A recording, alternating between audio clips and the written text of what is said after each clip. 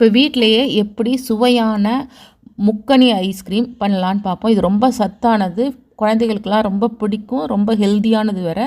இது முக்கனினா வாழைப்பழம், மாம்பழம், பலாப்பழம், இதுதான் மா பலா வாழை 3 தான் முக்கனி. அதில் நம்ம ஐஸ்கிரீம் பண்ண போகிறோம். அதுக்கு 2 வாழைப்பழம், 2-3 பலாப்பழம், ஒரு சைடு இருக்கிற மாம்பழம் எல்லாமே நல்ல பழுத்த பழமாக இருக்கணும். அப்போ தான் ஐஸ்கிரீம் டேஸ்ட்டாக இருக்கும். இதை 3ஐயும் நல்லா கட் பண்ணி சின்ன சின்ன பீஸாக போட்டுக்கோங்க. மாம்பழத்தை இந்த மாதிரி தோல் இருக்கக்கூடாது, தோல் இல்லாமல் கட் பண்ணி ஒரு மிக்ஸி ஜாரில் போடுங்க. மிக்ஸி ஜாரில் போட்டுட்டு இதுக்கு தேவையான அளவுக்கு சர்க்கரை போடணும். மில்க் மெய்ட் போடுறதுனால சர்க்கரையை கொஞ்சம் குறைச்சலாகவே போடுங்க. இதுக்கு ஃப்ரெஷ் க்ரீம் போடலாம். இது பாருங்கள், தேவையான அளவுக்கு சுகர் போடுறேன். சுகர் போட்டுட்டு அதுக்கப்புறம் மில்க் மெய்ட் கொஞ்சம் விடணும். கொஞ்சமாக மில்க் மெய்டு, இதிலே ஸ்வீட் இருக்கிறதுனால சுகர் கம்மியாக போட்டுக்கோங்க. அதுக்கப்புறம் தேவையான அளவுக்கு ஃப்ரெஷ் க்ரீம் கொஞ்சம், அப்போ தான் நல்லா க்ரீமியாக இருக்குங்கிறதுக்காக ஃப்ரெஷ் க்ரீம் இல்லை எங்கள் வீட்டில் அப்படின்னு சொன்னாக்கா இல்லாமல் கூட பண்ணுங்கள். நம்ம பசங்க தானே சாப்பிட போகுது, அதனால் ஒன்றும் பிரச்சனை இல்லை.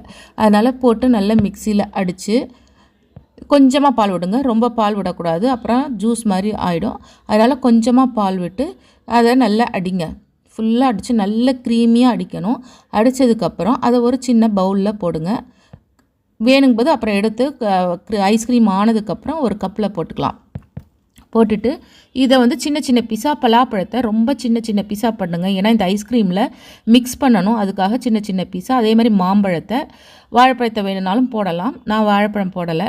அதுக்கு பதிலாக மாம்பழமும் பலாப்பழத்தையும் ரொம்ப பொடியாக கட் பண்ணி அந்த ஐஸ்கிரீமோட மிக்ஸ் பண்ணிடுங்க. திரும்ப எடுத்து பிளெண்ட் பண்ணக்கூடாது. ஐஸ்கிரீம் யூஸ்வலாக ஐஸ்கிரீம் ஆனதுக்கப்புறம் திரும்ப எடுத்து ஒரு தடவை பிளெண்ட் பண்ணுவாங்க. பண்ணினாக்கா இந்த மாதிரி பொடியாக கட் பண்ணி போட்டிருக்கிறதுலாம் திரும்ப ஐஸ்கிரீம் ஆகிடும். அதனால் திரும்ப பிளெண்ட் பண்ண வேணாம். ஏன்னா ஃப்ரெஷ் க்ரீம்லாம் போட்டுக்கலாம், நல்லாயிருக்கும். இதை தூக்கி அப்படியே ஃப்ரீசரில் வைங்க. நிறைய ஹை டெம்பரேச்சரில் வச்சு கொஞ்சம் நேரம் கழித்து நல்லா ஐஸ்கிரீம் ஆகிட்டோன்னே எடுத்து அதை ஒரு சின்ன கிளாஸ் பவுலில் போட்டு இதுக்கு நீங்கள் மேலே சாக்கோ சிப்ஸ் போட்டுக்கலாம், இல்லைன்னா டூட்டி ஃப்ரூட்டி போட்டுக்கலாம். இந்த மாதிரி எது வேணுமோ நம்ம சாய்ஸ்க்கு எது வேணால் போட்டுக்கலாம். இந்த கலருக்கு எது போட்டாலும் சூட் ஆகும். இல்லை நட்ஸு போட்டுக்கலாம்.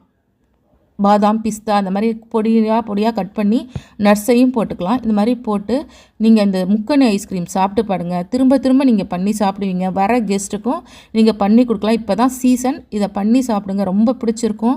இது பிடிச்சிருந்தால் லைக் பண்ணி ஷேர் பண்ணுங்கள். என்னோடய சேனலை சப்ஸ்கிரைப் பண்ணுங்கள். பண்ணி பார்த்து உங்களோட கமெண்ட்டை சொல்லுங்கள். தேங்க்யூ ஃபார் வாட்சிங்.